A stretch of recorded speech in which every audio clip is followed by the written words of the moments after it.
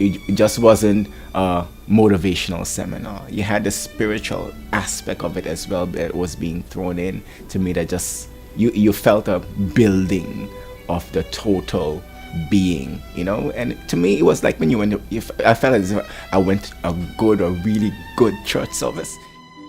It gave me a different perspective of looking at how I go about my daily activities, and so I've been able to actually implement a lot of the things from the workshop that actually helps me in my day-to-day activities at work.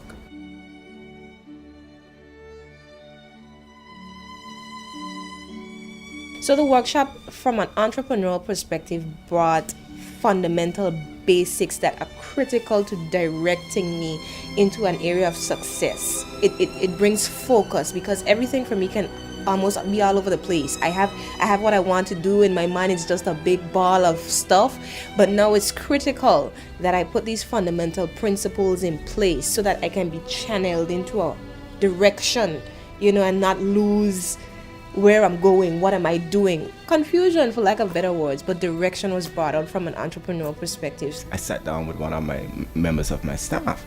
I said, it's all well and good, to be doing what you're doing. But if the numbers don't make sense at the end of the day, we're just having fun. The numbers have to make sense. Productivity doesn't mean just finishing a job.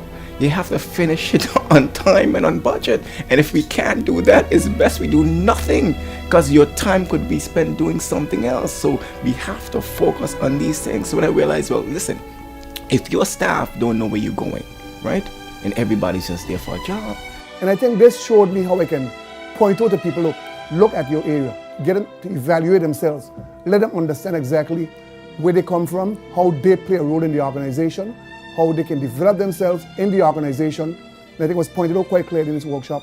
How do you develop yourself was quite clearly pointed out. I was able to focus on the one thing, and I remember we were going through the session that asked you what makes you happy, what makes you smile, what sparks your interest, what gives you passion. And so by doing that, I was able to actually focus on the one business that I felt would give me passion and it would help others. And I'm launching my new business at the end of this month.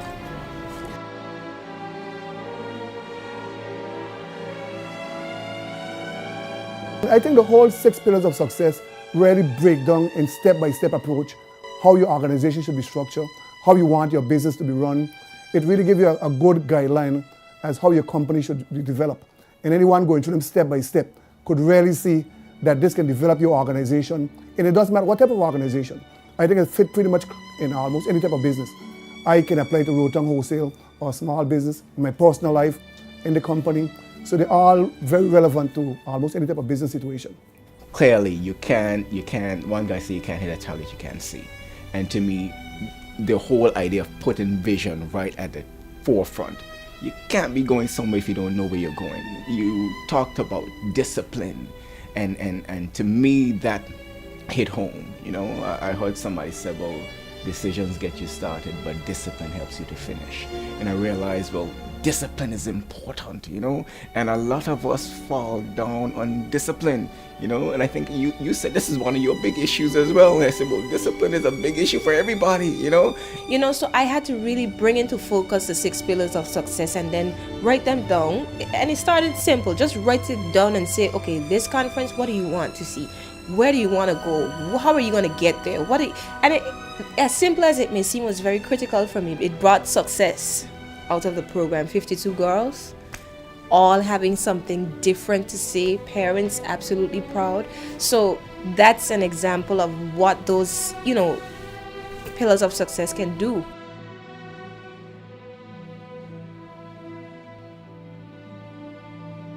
You go to something, you say, well, I wish Jack was here, or Jill was here, or John was here, just to hear what I'm hearing now, so I don't have to go back and tell them. They would know, and then everybody can come back all fired up and gung-ho to just get to the task at hand.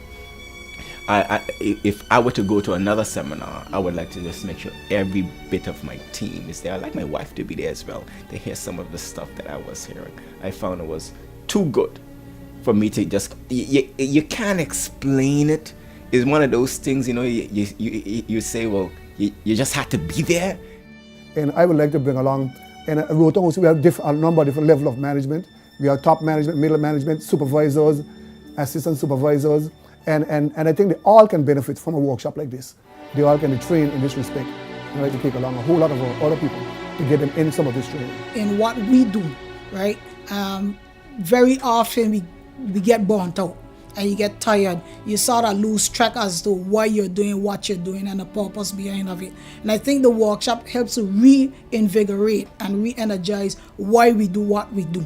So it helps to build the spirit again to push forward. So I think that would be my priority for doing it workshops again. You know, just getting that feeling, you know, that yes, you're on the right track. Yes, you can do this. Yes, nothing is impossible. Yes, it's up to you. Go do it. You know, I'm so proud of what you did, Meade.